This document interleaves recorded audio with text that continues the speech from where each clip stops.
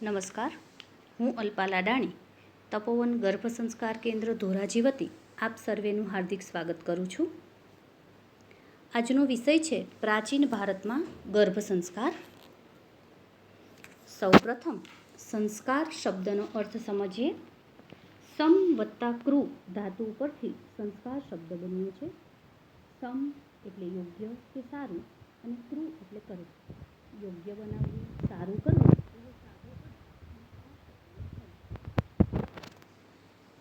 ગર્ભ સંસ્કાર એ ભારતને આગવી ઓળખ અપાવતું પ્રાચીન શાસ્ત્ર છે. જનની જણતો ભક્ત દાતા કાસુર, નૈતો રેજે વાંઝણી મત ગુમાવીસ નૂર. ખરેખર કવિએ સાચું જ કહ્યું છે ને.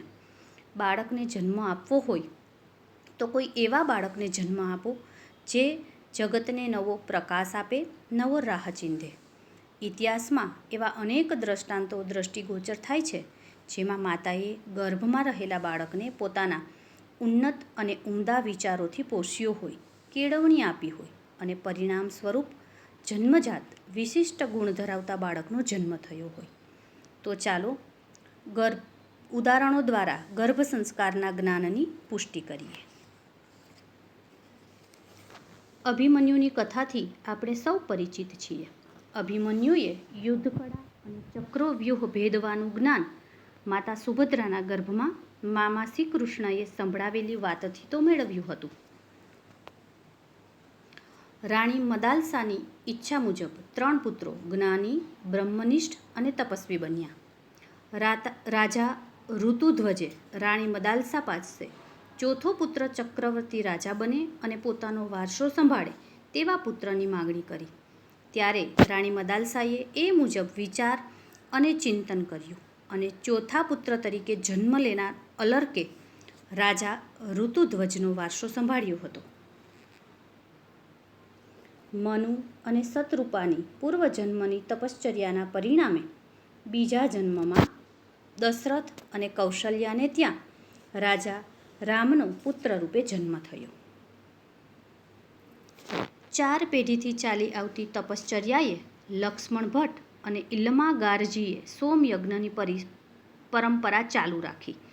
100 સોમયજ્ઞ પૂર્ણ થયા અને જન્મ થયો શ્રીમદ વલ્ભાચાર્યજીનો, જેઓએ ભારત વર્ષમાં વૈષ્ણવ ધર્મનો પ્રચાર કર્યો અને વૈષ્ણવ ધર્મની સ્થાપના કરી.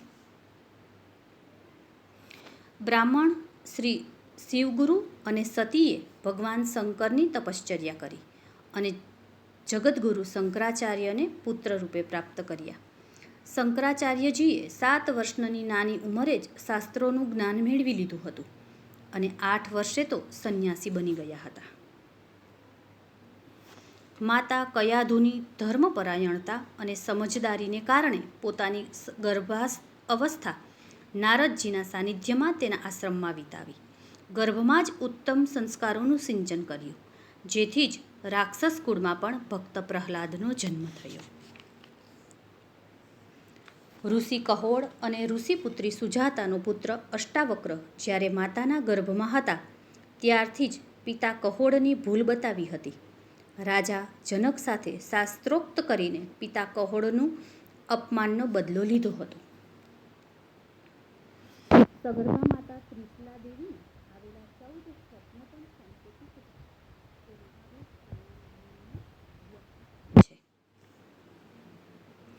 માતા જીજાબાઈએ મોગલોના અત્યાચારથી દેશને બચાવે એવા બાળકનું સ્વપ્ન સેવ્યું અને જન્મ થયો શિવાજીનો. રાજા અશ્વપતિએ સંતાન માટે 18 વર્ષ સુધી તપશ્ચર્યા કરી. દેવી સાવિત્રીએ પ્રસન્ન થઈને તેજસ્વી પુત્રીનું વરદાન આપ્યું. એ પુત્રી એટલે મૃત્યુના દેવતા યમના પાશમાંથી પતિને છોડાવી લાવે તેવી તેજસ્વી પુત્રી સાવિત્રી. માતા નાનકીએ વિધર્મીઓના અત્યાચારનો સામનો કરે એવો બહાદુર પુત્ર જન્મે તે માટે સંકલ્પ કર્યો અને જન્મ થયો શીખ ગુરુ તેગ બહાદુરનો.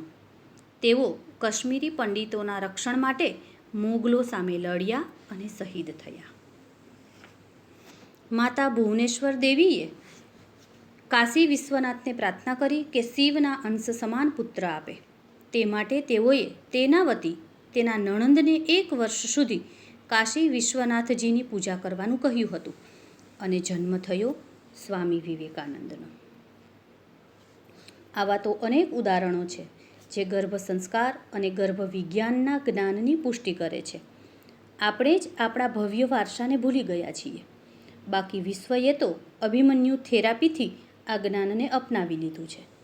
તો ચાલો ભારતીય ભવ્ય વારસાને ઓળખીએ, ગર્ભ સંસ્કાર અને ગર્ભ વિજ્ઞાનના જ્ઞાનને અપનાવીને દિવ્ય ગુણોવાળા ઉત્તમ સંતાનની ભારત વર્ષને ભેટ આપીએ. Thank you.